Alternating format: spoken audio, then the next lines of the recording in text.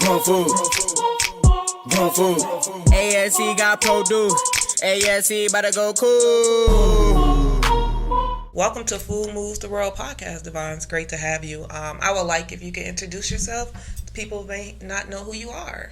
Awesome. Thank you for having me, Nicole. My name is DeVon Nolan. I'm from the north side of Minneapolis. North side. Gotta throw that in there. Have had the pleasure of working with you over the years, so I'm excited to be on your podcast. Thank you. Thank you. Food moves the world. Do you think that food plays a major role in our daily activities? Oh yeah. Food is sacred. Like, you want to find out just how sacred it is. You deal with the hungry DeVon. I am not the same person, Cola, when I haven't had any food. But think about how often we have to plan for our food or think about what we're going to eat during the day, or those of us who are parents planning on what we're going to feed our children. It's a part of everything. If we don't have food, we can't function.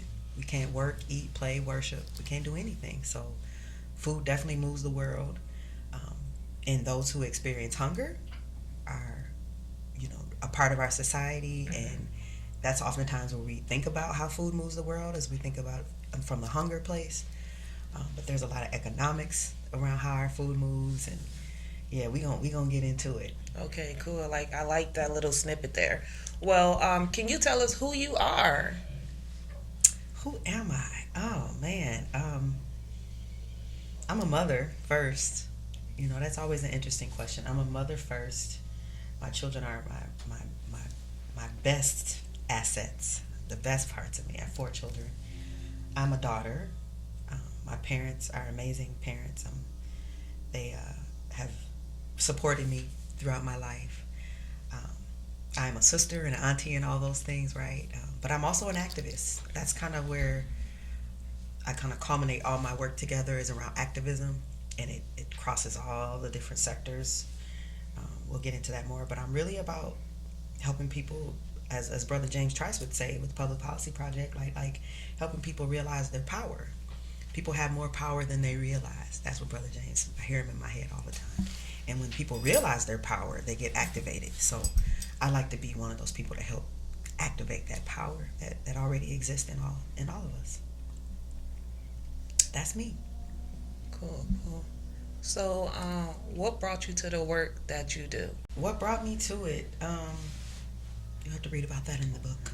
But no, it's been a journey. What is that book titled? I know. I would be ready to drop all the titles in a minute. Okay. But just telling your own story. I don't know if you remember, we did, what year was it? It had to be 2012, maybe 2013. We did a food justice monologue. You remember we did that? Mm-hmm. It was a couple days of writing. It was a writing retreat. Like I said, we did it with LaDonna Redmond, the wonderful LaDonna, and it was an opportunity for me to really answer that question about, how did I get here? And I realized that I was raised in a family where food was always present. We were either eating or we were feeding people, always, from my grandparents to my parents. And the thing that really catalyzed it for me, Cola, is when my sister Danielle got sick at 15. And Danielle's no longer with us. She ended up transitioning almost 6 months to the day when she got sick.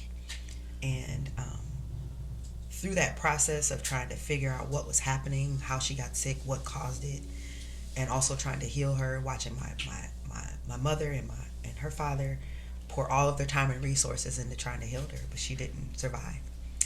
And I started to ask the question of, what happened? Was it the environment? What was it? Was it the food? Mm-hmm.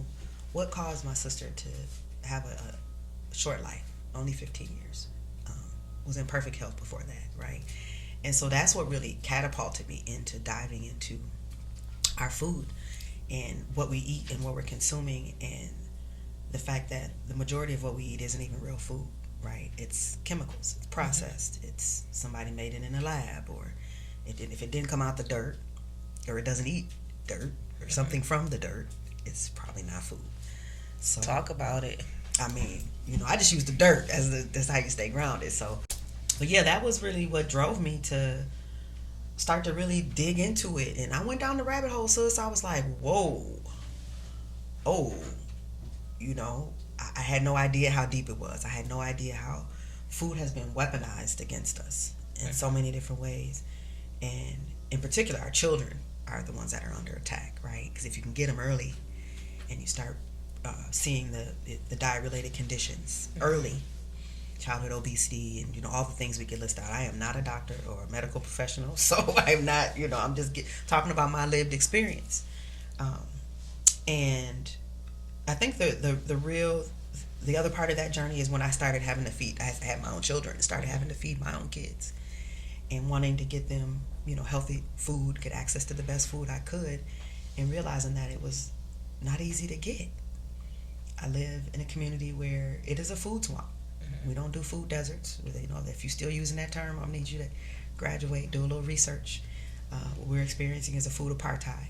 Like, these conditions are engineered. Even in a food desert, there's an ecosystem, right? There's still life. There are things that reproduce themselves there. But what we're living in is a food swamp. And so I had the privilege, because I have a vehicle, I can drive outside of my community and get food. But I would feel this deep guilt every time I did it, because I had the privilege to do it, and that I was leaving people behind, and I had to do something about it. So I had the pleasure of working with the Northside Fresh Coalition. That was kind of my entry point, I would say, to starting to dig into it and seeing what is happening. How do we get people back growing food? How do we get people to reading labels? Right? I remember stories about, I think my son must have been about 8. And I had trained my kids, I'm sure you go through this with your eating, your lifestyle. Like, there was a lot of things you can't have in the grocery store. And this man came over to me, and he said, "Is that your son?" And I'm ready. I'm already Tiger Mom. I'm like, what you got to say, white man? Yeah. About my son. And he's like, "I've never seen a kid read labels before." Because they would come to me and they would be asking me for stuff, and I'd be flipping over. Does it have high fructose corn syrup? Does it have yellow number 40? Doesn't it? So they would go through it, and they would finally find something that they could bring and say, "Mom, can I get this?" But there weren't a lot of options. If you're trying to stay away from that, what is it, the toxic 12 or whatever that list is of chemicals that are banned in other countries, sis. Like, you can't even use them in the food over there. But because our food is weaponized against the people here, it's allowed, because it's all about capitalism. They don't care if you die from it. Yeah. So this list, well, you kind of already answered that question I was going to ask you. Like, why do you think that list is allowed here? Yep. Money. It's crazy. Money. Look, money is the motivator. Yeah, really, that's crazy. It's hard. Once you travel outside the U.S., I've had the privilege of being able to do that and experience a different reality. And you see municipalities who prioritize the health of their citizens. They have different health outcomes. You don't see the high levels of childhood obesity or heart disease or diabetes, and you just don't see it because it's not as prevalent, I should say, because those things aren't allowed.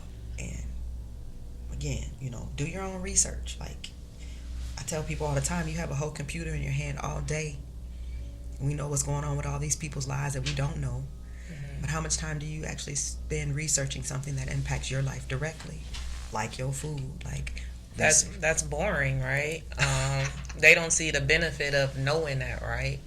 What you don't know don't affect you, but silently it does, because you don't know that it is affecting you. Yeah.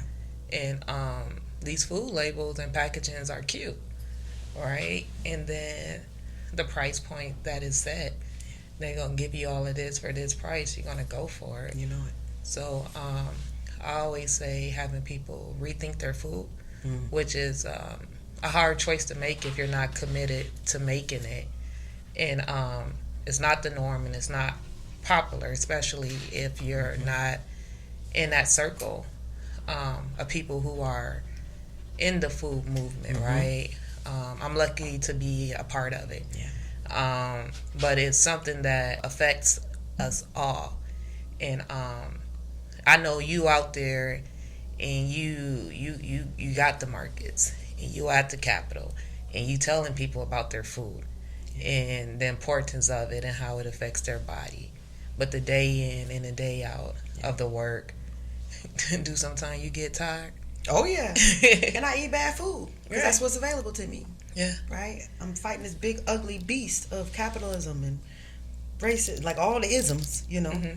The Big isms. ugly beast. Yeah. And by design, and I've said this to the other activists that I work with, by design, the goal is to exhaust us so that we can't fight anymore. The goal is for us to not be feeding ourselves well so we can't fight anymore. So that's why the impetus of my work right now has been around caring for the actors, those of us who are doing it. How are we taking care of ourselves? How many of us go the full day without eating? A lot of us. A lot of us, right? And why is that a common behavior for those of us who are doing food justice work, right? Because we're still doing it in the same environment that we're trying to change. So we don't have the access. Right. And oftentimes we don't have the time to go across the bridge either way, because that's where all the food is at, right? We're to grab something. in the middle of the circle, we got to cross bridges. Yeah. Which is crazy. Cross some railroad tracks and some bridges, and those are the indicators in every urban community. Those we're boxed in by those things, and then when you cross it, you oftentimes are in a different socioeconomic status, and they have different tax base, and they have more things. I'm glad you noticed those bridges. A lot of people don't even notice the bridges. You want to name those bridges we're talking about, so they can notice next time they're driving it across? When you go down Broadway in North Minneapolis, you drive across that bridge that brings you from Washington past, where Kemp's and all that is. 29,000 cars come across that bridge every day, minimum. Remember, it used to shake a little bit. Yeah. But it's shaking because we also have lots of 18-wheelers that come across that bridge every day for Kemp's. Kemp's Milk is in North Minneapolis. People don't know that. Right. Most of your milk coming right out of the north side, so the traffic back and forth, right? When we'll talk about the environmental impacts of that bridge, crossing the freeway. And then when you head west, out, toward Robbinsdale, there's another bridge. What if we didn't have those bridges? How would we get our food? That's a question. That's a the bridge fell. Remember 35W bridge fell? So, there's a lot. Don't get me started, Cola. Like, my head just... No, I'm here to get you started. Everybody needs to know, right? Because if you don't know, you don't know, right? You might spark something in somebody else that's like, I've been thinking about it, but I didn't know how to start, and I know I'm not crazy. What she's saying makes sense. Now let me look, right? Or let me get in contact with you so you can help me along this way or something like that, right? So I'm all for hey, let us know, you know, because if we don't know, we don't know. Absolutely. I didn't always know. Right. I didn't, and I still more to learn. I'm still learning. Every day I'm learning something new. But you said something that I really want to call out is that I'm not crazy. And in particular for Black folks, I can only speak about my lived experience as a Black woman in America. I can't speak. I'm not BIPOC. I'm Black. And oftentimes what's under attack is our psyche. They want to make you think you're crazy. No, these things are actually happening to me. These systems have designed these conditions where I have, what do we count, 37 places to get something fried, fricasseed, laid to the side. At least 20. Or a little more. Might be more now. Yeah, right? but Since then when COVID, a lot of stuff closed down. But it was a high number. Right. Yeah. In a 2.5 mile stretch, and you have 20 plus places where you can get something fried, fricasseed, laid to the side. But we have no salad bar. One full service grocery store. And I say full service because that's a distinction. But when you go downtown Minneapolis, there are 5 full service grocery stores. And walking distance. So when you cross Plymouth, which is the line, right, before you are in North Minneapolis or North area and North Loop, these distinctions matter. We are not Nomi. We are North Side. You're right. Don't ever say Nomi to me, please. We can talk about that strategy too. But when you cross that line to Plymouth, there is a $70,000 income difference per household between those people who live on the south side of Plymouth and those who live on the north side of Plymouth. So who decided that was where the line's going to be? And is that line changing? Right? So there's things that are by design that will make you think you're crazy. Like, is this really happening? No, this is really happening. You're not crazy. And you're not alone. I think is the other thing that is important in this. Like, there are other mothers out here. I'm a mom first. You heard me say that was the first thing. That's what I am. Right. There are other mothers who are trying to figure out how to feed their kids every day, just like we are. Sometimes they don't have the same resources and knowledge that we have, but they have the same challenge of trying to feed their children. Whether they think about feeding them healthy or not, they're still trying to feed them. And sometimes their only option is that high price convenience store with that big old jug of juice. Yep. To suck up all your EBT. Mm-hmm. Right? Because everything's inflated. Yeah, it's complex. So it's part of the reason why I focus on systems change is the other thing I noted for myself. Food as a basic human right. Mm-hmm. Right now, it's not a human right. So my work has taken me all the way to United Nations. Mm-hmm. Well, actually, Elder Cheney took me to the United Nations. Okay. I didn't even know we could do that, right? He's the first person who taught me how to write policy. Mm-hmm. I didn't know we could do that. Mm-hmm. The first urban ag policy, we sat on Christmas Eve with Representative Karen Clark at the time, because I don't celebrate Christmas neither. So we were Christmas Eve writing policy, the first urban ag policy. I had never done that before. But the systems change is really where I have to put my focus, because it's top down. Mm-hmm. So these things are trickling down to us. There's someone making decisions about our lives without our input. That's why we go to the White House, right? We've been to DC, thank goodness. But these are just people who are also eaters. Mm-hmm. Food is like all the other, employment and all the other things are important. But what I do know is that no matter what the sector is, if there are humans involved, they're going to need food. They're not thinking about the lack of access to food if they already have access, right? They're likely not thinking about the people who don't have access until they get desperate and have to run up in your house and take what you got because they don't have enough. Now it impacts me. Right. But if we start thinking about systemic change and systems change, we start to create a different environment. People respond to the environment, right? So when you see things happening in our community that don't happen in other parts of the city, you ask yourself, why is that allowed here? Because an environment has been bred that says this is okay. But the same way that environment was bred, you can disrupt it. You can rebuild an alternative system. That's the term I like to use. We are in the process of rebuilding a new society. What would that look like? We can do that. It can happen. We are actually the people who would do it, because we're the originators of everything. So this is what I spend my time thinking about. Like, how do we? Because when I see the future, right, I see our young people and they're getting this information earlier than we did. Right. If I would have known, how old are you? 11. If I would have knew this at 11, right? So when I'm gonna be there, babe, I'm gonna be cheering for you when you do your next thing, right? And we've had babies come through this journey with us who are doing wonderful things around food justice. So that exposure is a big part of it. But it's also about the power of place and space. We have an institution like Appetite for Change that can hold us as we go through this journey. And it's so valuable to have a place where you can go, where you can talk to other people who get it, who look like you. Because oftentimes in these spaces and places where we're talking about equity and trying to get food justice, it's a lot of Europeans. Yeah. It's a lot of European women. And our lived experience matters. Our culture matters. All these things have to be factored in as we're figuring out how to feed the people.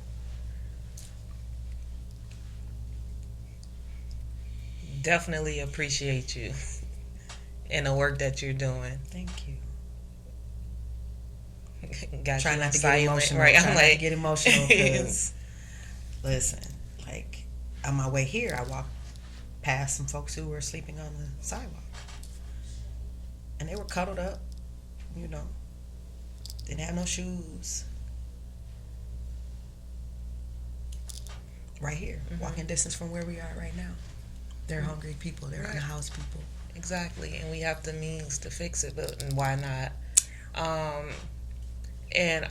Sometimes I ask, like, how do we get there, right? Like, how do you get to where you at? Meaning us as individuals, and how do you lose hope? Like, what factor comes into play where you just giving up and just go with the mood and just just be in the middle of it, right?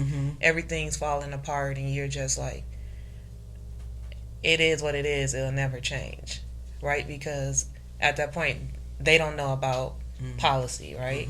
And I know you said when you was writing, it was easy to create, like, how, like, if you can share, like, how, right? Somebody might be interested in, like, well, how do you do that? Like, where do I go? Am I the right person? Oh, yeah, you are the right person. If you pay taxes on anything in this country, you are the right person, right? And so what I start with is questions, like, question everything. Ask why it is the way it is. I'm going to Google something. Do you know how mirrors are made? Most people don't. Do you understand, the different microbes that are needed in your soil to produce a healthy plant? Most people don't. Do you know that list of 12 chemicals that you should avoid in your food? Google will tell you all of these things. And the other thing is that, like, my ancestors, your point, like, what do you do when you feel like you can't? Ain't no stopping. Every time I think I'm gonna quit cola, I wake up the next day and I'm like, oh, it's a new day. I got another opportunity. Because some people didn't make it. Right. Didn't make it. I wake up with gratitude. Back might be hurting, headache, whatever, whatever I might be feeling physically, but in my spirit. And I know it's my ancestors, like, get your butt up. We endured way worse than this. Way worse than this. Like, even with the farmers market, you mentioned it was raining all. We had our first market last week. It rained. People like, you still having it in the rain? Yeah. Because you know what really? Because I could have canceled it. Right. It was a smaller, attended market, whatever. But it's about one being consistent. But what really drove me to not cancel is, one, there was no thunder and light, no real threat. It was just showers. There's a clean wash of the fruits and produce. Exactly. Watering the plants, watering me. I'll take it. But I thought about the conditions in which our ancestors had to work. Right? Being enslaved people. Being in whatever the conditions were, rain, sleet, you had to be out there. So who am I to say that, it's going to be uncomfortable, I don't want to do it. Your comfortability is going to cost you. Yeah. You got to learn how to be uncomfortable. And I think that is, I'm aging myself now, I'm sounding old. That is something that a lot of young people feel is a privilege. Like, I'm uncomfortable. No, think about how uncomfortable it would be to be a slave. Think about how uncomfortable it would be to not have any agency over your own life. That is the reality, that we're not so far removed from that. And there are people in our society with power who would like to see us go back to that. And they're putting policies in place to let us go back to that. So question everything. Spend some time. Do your civic engagement, right? If that's the term you want to use. Learn who your school board people are. Learn who your city council people are. Learn who your Hennepin County commissioners are. Get to know your mayor and your governor. The presidency isn't the only official office that matters. It's actually at the city level, where all the power in the county level, where real decisions are made. So, and if I can help, I always want to offer myself as a resource. Like, listen, we can geek out on some of this stuff. I used to be the policy one. Nobody wanted to talk to me. Like, oh, here she come. She gonna tell us about what she read. Oh, here she come. Now it's like, oh, what's good? What's going on with this and what's going on with that? So just seeing the awareness raising that has happened, where people are starting to pay attention and question things, I think for me is really inspiring. We got people running for office. We probably got more women in office than we've ever had in the history of any society right now, or this society. And more younger people who are running and bringing different perspectives to how our society is going to be shaped. I think we need all of those voices. Because like you say, nowadays, we see that we have the ability to be whatever we want to be. Shoot, even a president, when they let Trump in, it's like, hold on, wait a minute. That's possible? Anybody can right, be president. Like, at first it was like a locked door policy, right? Like, you had to be this top tier to be in this seat and look a certain way and clean. Then you're like, y'all let that in?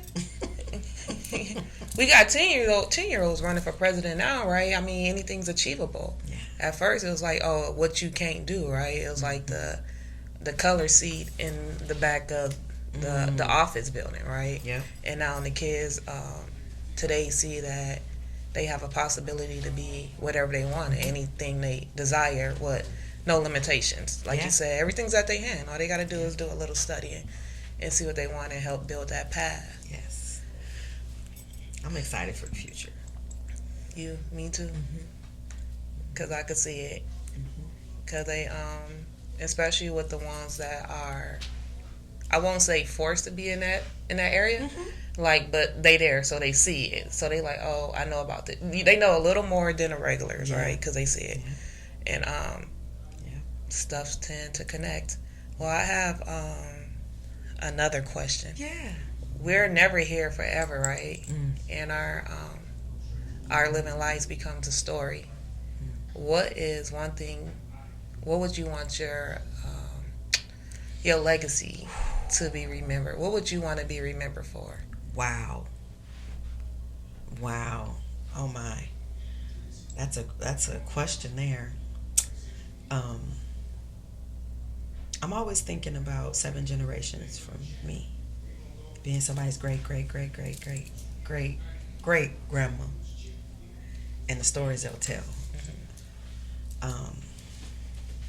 I guess what I want to be known for is being a freedom fighter.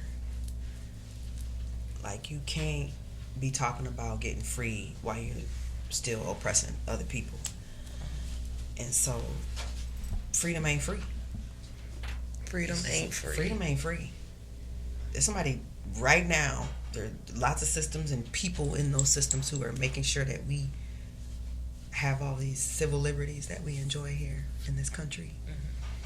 If you don't know what civil liberties are, look it up. If you haven't read the Minnesota Constitution, read it. If you haven't read the City of Minneapolis City Charter, read it. I think you're talking to me. So I'm going to read it so you can repeat those names too as you tell us what you want your legacy to be remembered as, because you're definitely spitting it. I just want to be known as a freedom fighter, y'all. Like, for real. Like, I want, and I see it in my children, and I imagine my grandchildren and great grandchildren will likely have the same fire and kind of this righteous indignation. Like, you just can't do anything to me, and I'm going to accept it. God gave me the same free will He gave you, and I have the right to protect myself. I have a right to all the civil liberties and things that every other citizen in this country has. And just because I'm black, or I'm a woman, or I'm poor, or I'm short, or I'm light skinned, or whatever, however you see me, you don't get to put me in a box. There's no box that can hold me. You could try a sphere, maybe put me on another planet. I don't know. Maybe I'll go home with my people, Dory. I don't think I'm from here. But just as a freedom fighter, like being self-defined, for us to be self-reliant, for us to be the masters of our own destiny. You know, all the things that we're naturally born with, that are innately there, that society is designed to beat out of us, either physically or mentally, emotionally, spiritually. I want my legacy to be like, know that you're limitless. Don't limit yourself. Because I know if I would have had people, I mean, even though I always had great supports and encouragement, but like, I wish they would have pushed me harder. I probably would have ran for president. You know, I probably would have got outside of the country earlier, did things. And so I recognize, as great as, let me be really clear, I come from a wonderful family who, man, entrepreneurs and activists, even though they didn't use that term, we were always active. We were always serving. We were always getting the information to the people. We were always making sure that people were okay, because this is God's work. And that's how I was raised. And so I want to continue that legacy of being a vessel for God's work. And I know it's controversial to talk about God now. I'm like, what kind of society is this? Like, whatever name you want to give it, creator, universe. I won't say the other names. I don't want to offend nobody, but whatever name you want to give it, like, there's some things that are consistent across all these belief systems. And one of the main things, takeaways for me, is that we must care for one another. I am my brother's keeper. I am my sister's keeper. Whatever thing you want to quote. So I want my legacy to be like, we have to get back to caring for one another. And that's where the power lies, because then you build deeper relationships, you build connections, you actually do business together. We start to write our own narrative. Right now, somebody else is writing our narrative to their own benefit.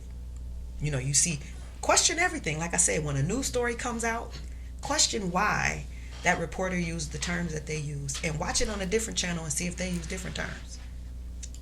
Right? The media is a powerful tool. Yeah. Depending on what channel you're watching. Right? I mean, there are little things that are big things in our society that are reinforced by these systems, these 100-year-old systems that'll continue to reinforce it. So I also want to be known as a part of being a freedom fighter is like trailblazing, like blazing the trails, Underground Railroad, if you will, like really digging the trenches and saying, y'all, this is where we going. Don't go that way, because so-and-so went that way, and guess this what happened, and this what they told me. So I'm always out here harvesting and gathering information and bringing it, translating it sometimes, and bringing it back to the people and saying, this is how this federal policy impacts you. This is going to affect your SNAP, which is your EBT. This is going to affect your WIC. The Farm Bill is another thing you should research if you have not. That is the federal food and farm policy. The Farm Bill is where all of our food comes from. School food, everything's in there. It's actually up right now, and don't get me started. I'm getting emotional again. So Justice for Black Farmers Act. It's something else you should look up. And these are federal level policies, so that because again, it trickles down. So what happens at the federal level, they then tell the state what to do, and then the state tells the city what to do, and then the city tells the neighborhood what to do. And at every level, there are people either appointed or elected who are supposed to bring our interests forward, who probably not connected to our interests. So whose interests do you think they're bringing forward? Their own. Drop the mic drop. Look. Yeah. Can I say something to you before you wrap up? That, Oh, I'm getting so emotional. I am so proud of you. Like, oh my gosh, look, see Goosebumps, baby. Like, sis, like, just watching you on your journey and finding your voice. Right. Not just within the organization, right, but just on this journey of figuring out, like, how I'm going to be a part of the solution. Right. And just watching you grow as a woman and a mother and all the things. I just feel like I'm the other big sister, who is cheering for you always. And so I'm just looking forward to you blowing up. Like, I'm going to be cheering. Right. Congratulations. Thank you. I appreciate being able to be, being a part of my journey and helping dig that because what I don't know, I didn't know until I said, look and realize. So thanks for joining me today. Thank you so much for having me. On me. Food Moves the World podcast. Food moves the world. Peace. Grown food. ASC got produced. ASC about to go cool. We gon'